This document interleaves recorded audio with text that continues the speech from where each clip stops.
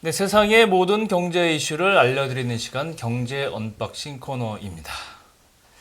송영코님, 네. 세계 최대 전기 자동차 회사라면 어느 회사죠? 테슬라? 네, 맞습니다. 투자자라면 모두 관심이 있어 하는 테슬라. 네. 오늘 이 얘기 좀 해보겠습니다. 테슬라 얘기와 함께 일론 머스크 얘기를 빼놓을 수가 없죠. 유창희 전문가 나오셨습니다. 안녕하세요. 안녕하십니까. 안녕하세요. 이 테슬라 주가가 네. 연초에 정말 빠른 회복세를 보이고 있습니다. 네. 한 달여 만에 63% 급등했다고 하는데 그쵸. 이게 지금 무슨 일이 일어나고 있는 건가요? 12월 달마다라도 주가가 거의 50% 가까운 하락세를 보여줬어요. 그러니까 그렇죠. 12월 그 첫날 그 테슬라 가격이 $200였거든요. 근데 12월 달에 $100, 그러니까 그 $110 이하로 하락을 했었고 네. 1월 중에는 $101까지 하락을 했었어요. 아, 네. 그리고 나서 드라마틱한 반등을 보여주면서 지금 다시 $202, 그러니까 그 12월 달 가격대보다 더 높은 가격을 형성하고 있는데 네. 일단은 뭐 몇 번 말씀드렸습니다만은 일단 금리 인상 기조가 마무리되고 있죠. 뭐 FOMC도 다음 3월 정말 길게 봐야 5월까지 금리가 올리고 나면 네. 더 이상 금리 인상은 없을 가능성이 높다라고 좀 평가를 하고 있고 오히려 연말에는 금리 인하 가능성도 열려 있다 보니까 약간 성장주들에 대한 어떤 관심도가 다시 높아진 부분도 좀 있습니다. 그래서 수급적으로 봤을 때 최근에 성장주들에 대한 어떤 강한 매수세가 유입됐었던 부분들이 첫 번째고요. 두 번째는 12월 달에 테슬라 가격 그 주가가 하락했었던 것은 좀 전기차 판매 둔화에 대한 우려감들 그리고 가격을 조금 많이 내리면서 네. 결국엔 테슬라도 가격 경쟁을 할 수밖에 없지 않겠느냐 이런 부분들이 성장이 좀 둔화될 수 있다는 우려감들이 나오면서 주가가 하락을 했는데 네. 그 이후에 나오는 좀 그 지표들을 본다라면 오히려 판매가 좀 많이 늘어나고 있는 부분들이 확인되고 있습니다. 특히 중국 같은 경우는 1월 한 달에만 66,051대의 판매를 보여줬는데요. 네. 이게 12월 대비해서는 18% 정도 늘어난 것이고 네. 작년 1월 대비해서도 10% 이상 늘어난 것이다 보니까 이 가격 인하 효과가 확실히 나오고 있구나. 그러면은 오히려 많은 차량을 가격은 인하했지만 차량 판매 대수가 많아지게 된다면 규모 경제로 인해서 수익성이 더 좋아질 수 있다는 어떤 기대감들이 나오고 있습니다. 거기다가 엊그저께 최근에는 미국이 이제 전기차 관련해서 세금 네. 보조금을 좀 높였거든요. 네. 그와 관련해 가지고 테슬라 Y 모델 Y에 대해서 좀 가격을 좀 올렸습니다. 이런 것이 또 투자자들한테는 또 긍정적인 이슈로 작용하면서 어저께 미국 증시가 2% 나스닥 기준으로 2% 가까운 하락을 보여줬는데 네. 테슬라는 오히려 상승할 수 있었던 원동력이 아닌가 판단하고 있습니다. 그렇군요. 뭐 방금 좀 말씀하셨지만은 주가가 뭐 정말 극적으로 움직이고 있잖아요. 네. 좀 고점이 작년 8월에 $300였어요, 정확하게. 그렇죠. 예, 거기에 비하면 이제 $100라는 저점은 어마어마하게 많이 빠진 숫자였는데 이제 지금 이게 다시 $200가 되다 보니까 이렇게 시장에서 관심을 네. 모으고 있는 건데 어쨌건 이 가격 전기차 가격과 보조금 이런 문제만 나오면 뭐 굉장히 들썩이는 건 사실이에요. 네. 어떻게 기술적으로 이 주가 분석은 어떻게 되고 있습니다. 더 뭐 올라갈 수 있다고 보는 겁니다. 뭐 기술적으로는 일단 1차 그러니까 말씀하신 것처럼 예. 작년에 그 8, 9월 달 $300. 그러니까 이게 분사하고 나서 이제 분할하고 나서 $300이기 때문에 거의 그 길게 좀 더 본다라면 작년 8, 9월 달까지마다도 테슬라는 주가가 많이 하락한 편은 아니었어요. 연초 대비해서는. 네, 연초 네. 대비. 그리고 나서 이제 계속 이제 하락세를 보여주다가 연말에 크게 하락했다가 지금 V자 반등에 성공을 한 상황이기 때문에 네. 여기서 추가적인 상승은 조금 제한적이지 않을까 판단하고 있어요. 왜 그러냐면 테슬라의 문제가 아니라 그 지금 증시 자체가 좀 과매수 권역에 좀 놓였다라고 좀 평가가 되고 있고 네.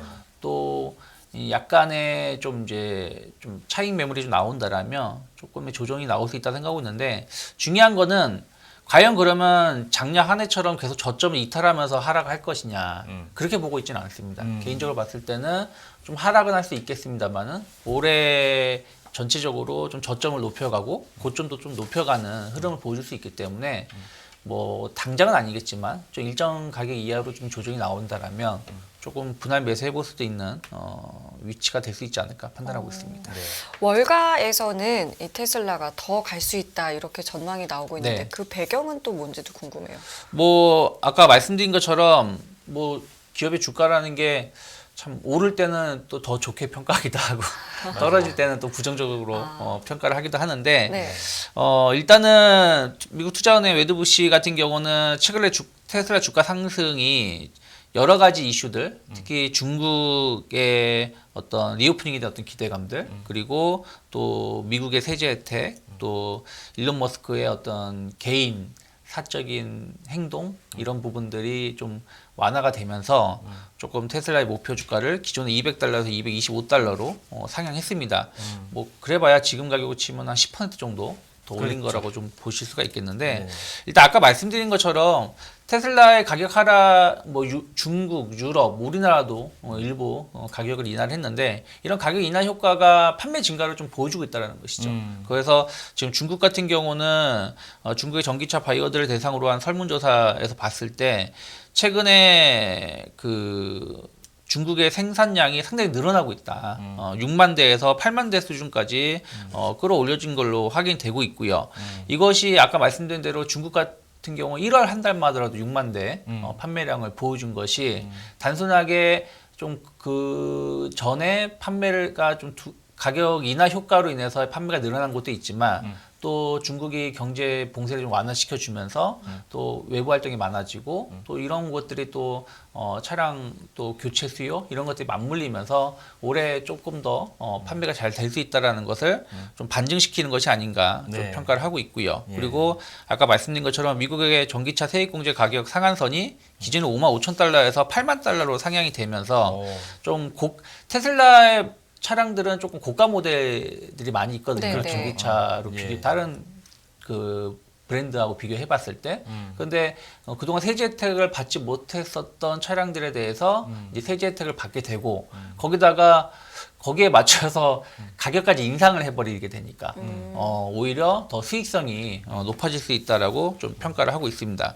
그리고 테슬라의 주가에 또 큰 영향을 미쳤었던 것 중에 하나가 뭐 아까 말씀드린 것처럼 일론 머스크의 약간 기행 뭐 네. 그런 네. 모습이라고 볼 수 있겠는데 어쨌든 그 트위터를 인수했었잖아요. 네. 작년에 네. 트위터를 인수하면서 온갖 잡음이 많이 나왔었거든요. 뭐 주요 경쟁사들은 아예 광고를 끊기도 했었고 네, 네. 뭐 하면서 그 트위터의 수익성이 상당히 안 좋아질 수 있다는 우려감들이 좀 있었는데 이게 이제 개인 회사가 되다 보니까 만약 적자를 보게 되거나 이렇게 문제가 발생하게 되면 일론 머스크가 자기 사비로 그렇죠. 본인 사비로 이걸 예. 메꿔야 되거든요.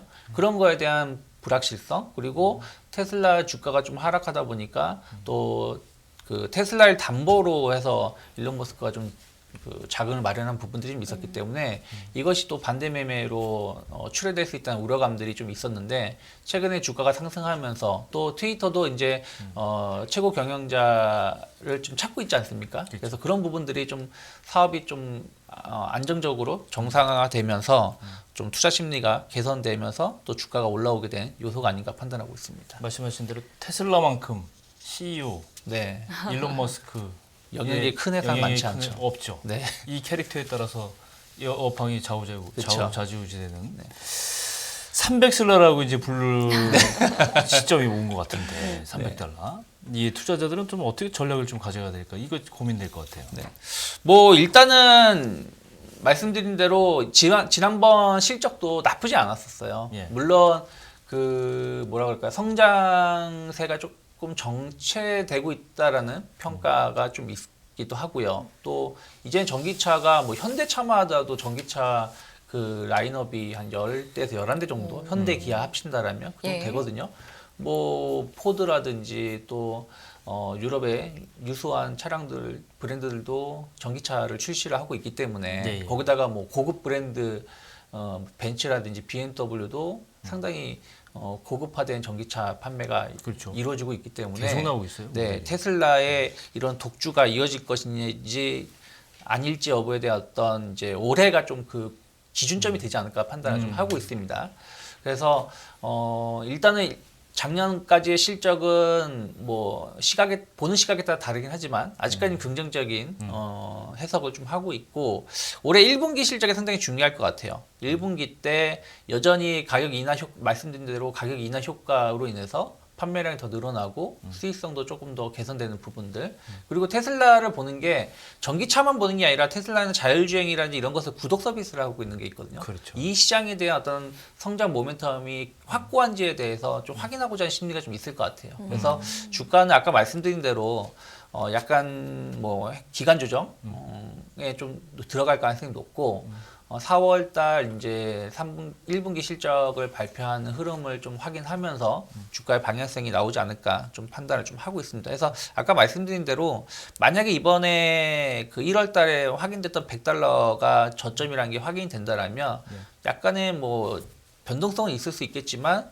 조금 우상향 가능성을 계속 열어놓으면서 좀 대응해 보시면 좋지 않을까 판단하고 있습니다. 네. 네.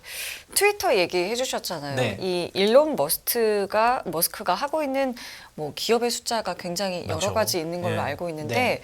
지금 어떠한 사업들을 하고 있는지 좀 소개 좀 부탁드릴게요. 네, 뭐 일단은 뭐 다들 공식적으로 알고 있는 것만 하더라도 뭐 현재 테슬라 최고 경영자이죠. 네. 뭐 일명 뭐 테크노 킹으로 불릴 정도로 네. 기술주의 기술 사업에 주력을 하고 있습니다. 그래서 테슬라의 최고 경영자이고요. 그리고 스페이스X 네. 관련해서도 상당 그 CEO로 네. 지금 경험을 하고 있고요. 그리고 이제 한 두세 달 정도는 트위터 최고 경영자로 회사를 운영하기도 했고요. 네. 그리고 이제 그 하이퍼루프로 이제 유명하죠. 초고속, 고속 그 유동수단 그렇죠. 이거를 좀 개발하고 운영할 수 있는 보링 컴퍼니 그리고 뉴럴링크라는 회사가 있거든요. 요 두 개 회사를 또 CEO를 겸임을 하고 있습니다. 네. 그리고 최근에 이제 시장에서 가장 핫하게 이슈가 되고 있는 챗 GPT 네. 관련해서도 초기 투자를 했었습니다. MS에 팔고 나오긴 네, 했지만. 마이크로소프트에 팔긴 했습니다만은 그래서 그 투자를 했었고 고문 역할을 할 정도로 상당히 그 현재가 아닌 미래 사업에 적극적인 투자를 좀 하고 있는 사람이고요.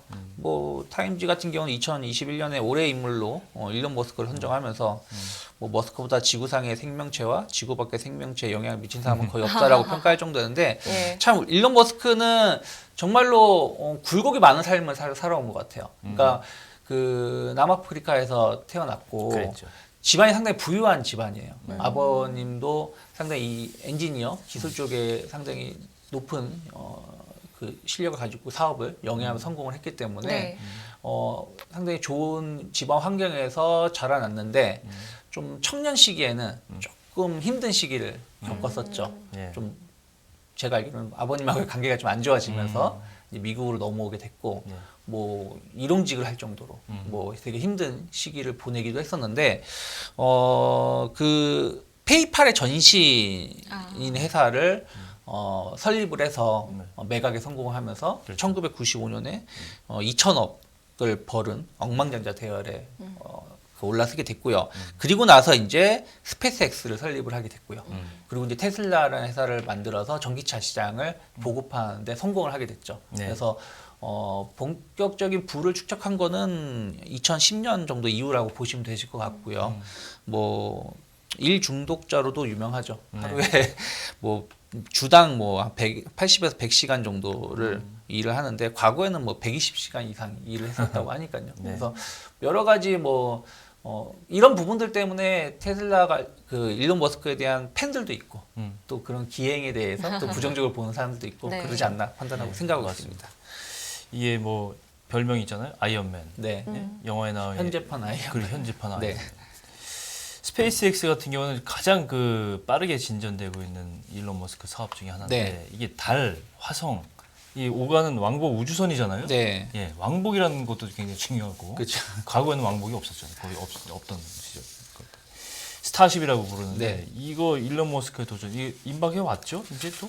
네, 이게 지금 이번에는 가능성이 좀 높지 않을까 판단하고 있어요. 그 전에도 몇 번 이제 2021년이라든지 2022년 한 1년 반 동안 발사할 것이다 예. 말을 했는데 계속 지연됐었거든요. 예. 그래서 이번에 보면은 이미 그 우주선 연료 공급도 다 끝났고 거의 3월 달에 뭐 발사 준비가 끝났다라고 말할 정도이기 때문에 상당히 조금 관심을 좀 많이 갖고 있는 것 같습니다. 그 전보다는. 그래서 어쨌든 이 스타쉽이라는 것은 뭐 미국 항공우주국의 유인 달 탐사 프로젝트 아르테미스에 사용하게 될 차세대 우주선으로서 일론 머스크가 향후 한 2030년 정도에 화성으로 사람을 태우고 갈 계획을 가지고 있을 정도로 각별한 관심을 가지고 있고요. 뭐 약간의 좀 해결될 부분들이 있는 걸로 알고 있어요. 미국 민간 항공국의 행정 승인의 절차를 제때 받을 수 있을지 이런 것들이 좀 중요하다 생각하고 있고요. 예. 이게 만약에 성공하게 된다라면 텍사스에서 발사를 해가지고 지구 한 바퀴를 돌아서 하와이 쪽으로 해서 좀 착륙하는 걸로 알고 있는데 네. 어쨌든 상당히 이 실험이 성공을 하게 된다라면 정말 그 유인 우주 여행 네. 이런 부분들이 조금 더 빨리 현실화되지 않을까 그렇죠. 판단하고 있습니다. 네. 근데 이 스페이스X가 우리나라에 진출한다는 네. 소식 그리고 여기에 대한 어떤 기대감 때문에 이제 우주 항공주까지 네. 좀 반영이 되고 있다라고 하는데 이 부분 어떻습니까 좀?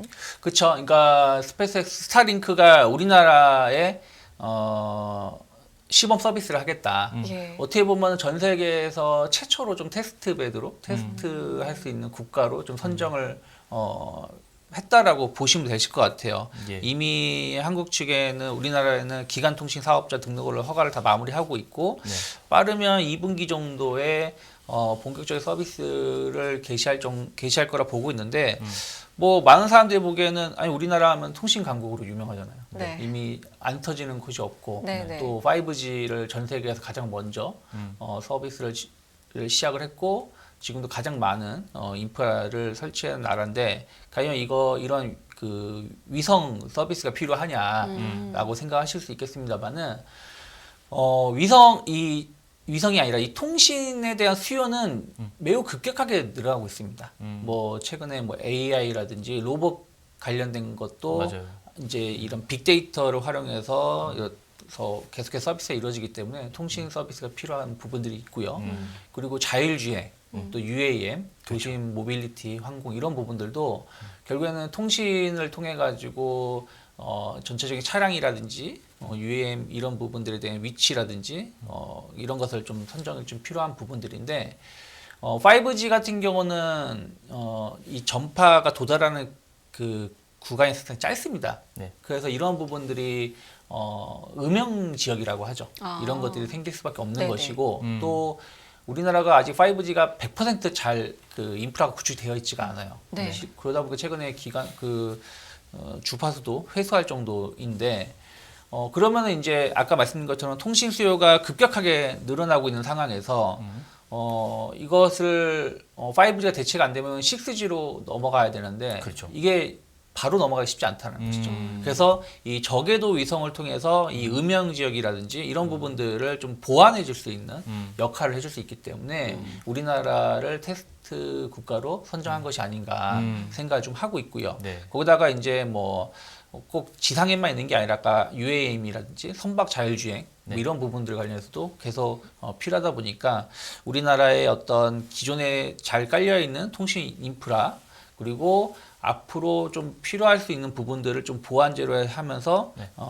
서비스를 좀 시도하고 있는 것 같습니다. 그래서 저는 뭐 최근에 우주항공 산업이 네. 원래는 계속해서 관심이 좀 있었던 우리나라 같은 경우는 있었던 그 시장이었었고 네. 뭐 AI라든지 로봇에 좀 밀리긴 했습니다만은 이쪽은 이미 좀 실적이 잘 나오고 있는 기업들이 많이 있습니다. 이번 4분기 실적 발표한 기업들도 보면은 대부분 전년 대비해서 실적이 늘어났고요. 그리고 흑자 전환하는 기업들도 있었기 때문에 관련된 어떤 기업들은 좀 꾸준하게 관심을 가져보시면 좋지 않을까 판단하고 있습니다.